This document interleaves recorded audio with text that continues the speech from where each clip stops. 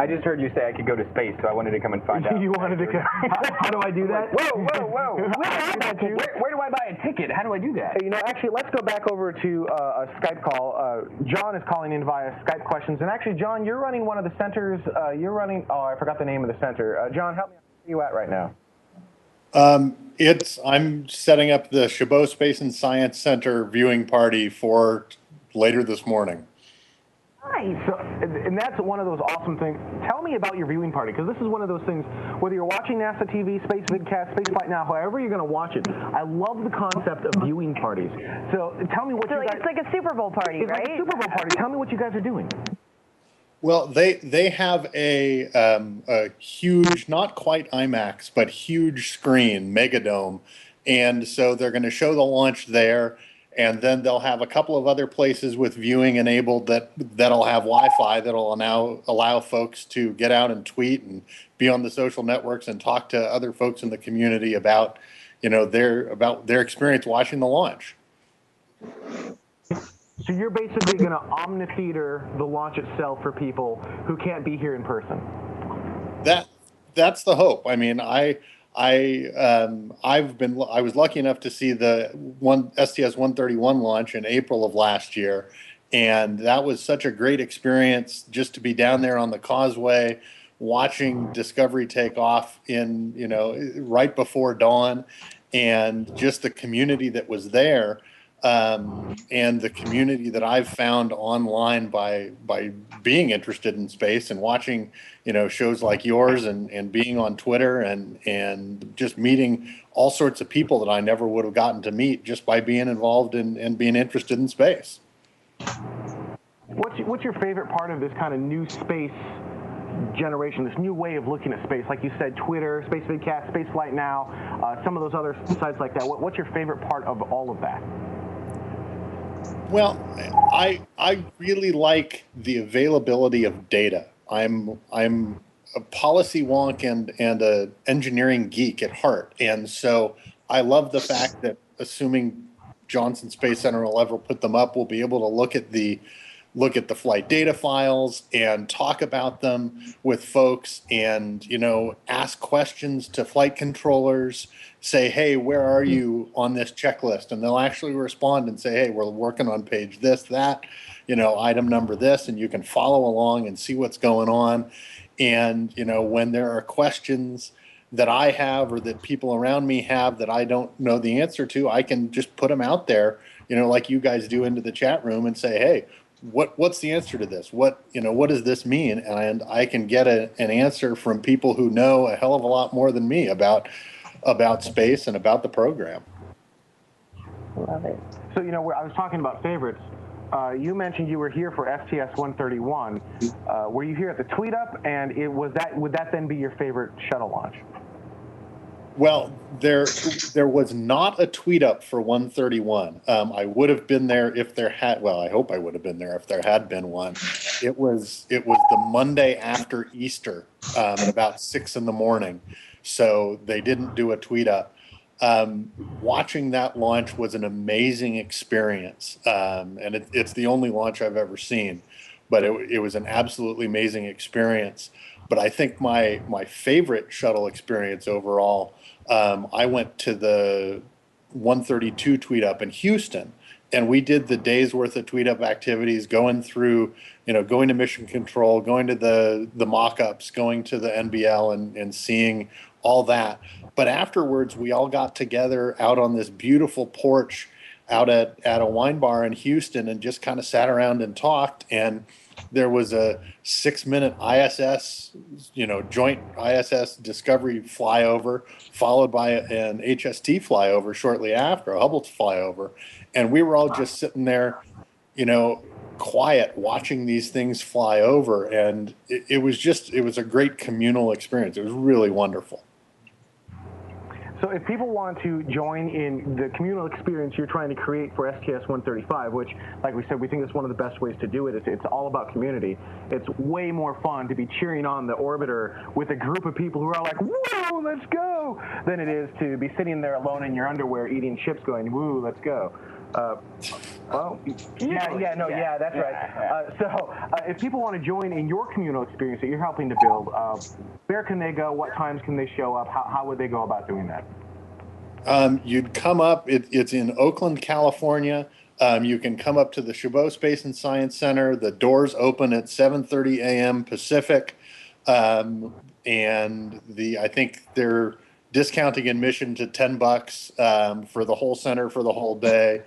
It'll be a lot of fun, and I'll be there with my 3-year-old. I think I'm going to let my 8-week-old sleep through it, so not try and drag her out there. But we'll be there. We'll be talking about space. They have some really knowledgeable people at the center. I'm going to blather on and probably get myself into trouble by saying things that I don't know, and just having fun with it and going in and watching the launch as it should be seen. Almost not quite life size in this theater, but almost. Well, there's nothing like experience, as I'm sure you'll attest to, having been here for 131. There's nothing like experiencing a launch in person. However, the second best seats in house are watching it in high definition, right? Because either on Spacevidcast or NASA TV, however you may be watching it, because frankly, those cameras are pretty awesome. Actually, the second best seat in house is going to be the 3D trucks, the stuff that they produce over there. I suppose that would be the third best seat. The best seat in the house is the 7 on the orbiter. There you go. There you go. For being technical.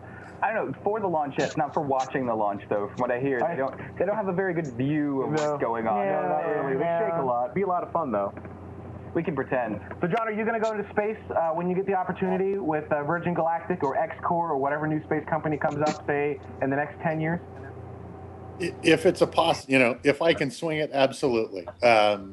We a couple months ago, a bunch of us here in the Bay Area got together with Camilla SDO, who I know you guys know, and we were just sitting around having brunch one morning, and the question came, if you had the opportunity to go to Mars, would you do it? And on a one-way trip specifically.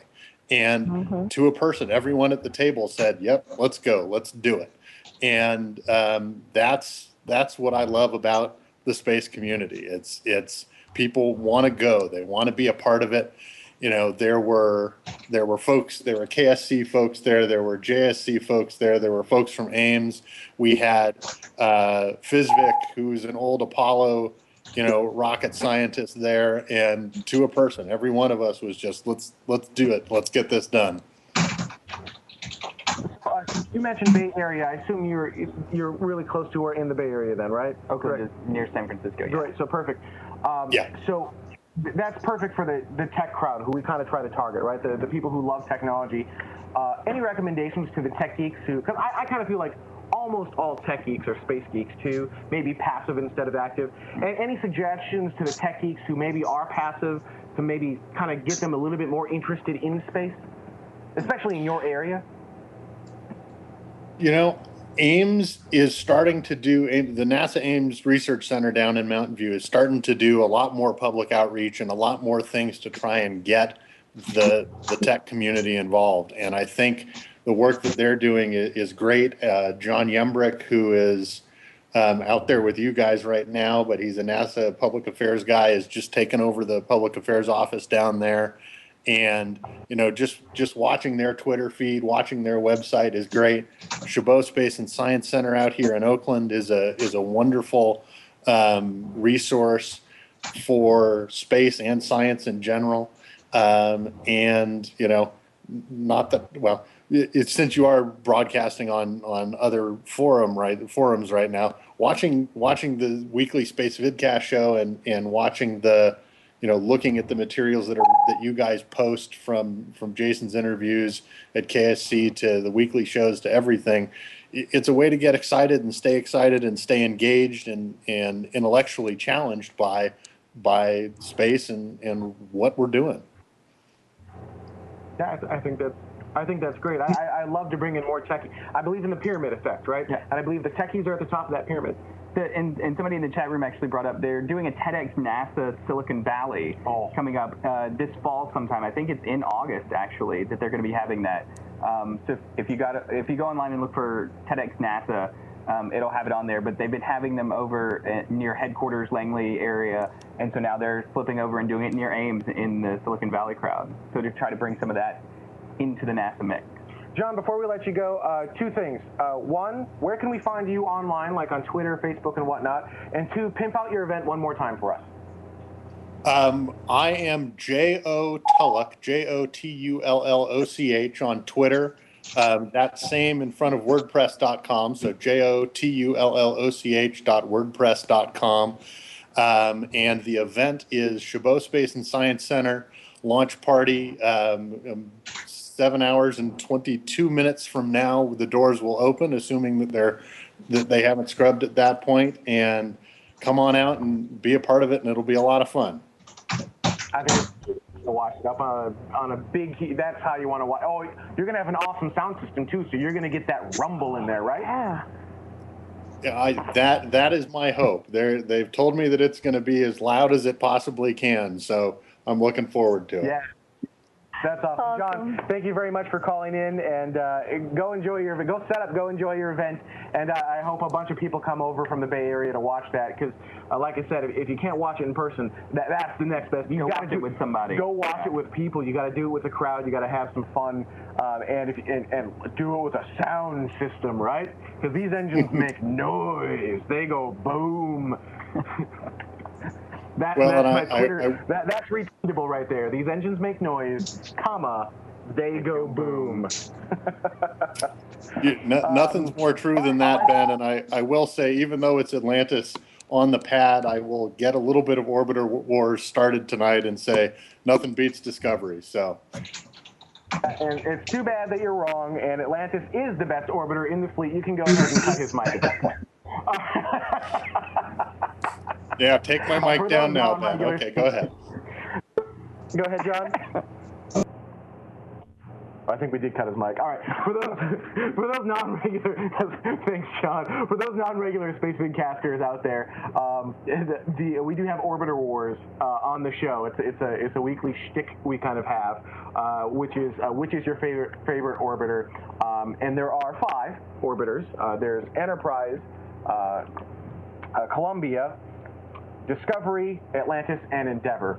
And which one is your favorite? And interestingly enough, there is a right answer to this question. Wait, how many? How many are there? I missed Challenger. There's 6. Mm-hmm. You're right. You used Enterprise. I used Enterprise. That's why. I was like, really? 5 in Enterprise? In the mix.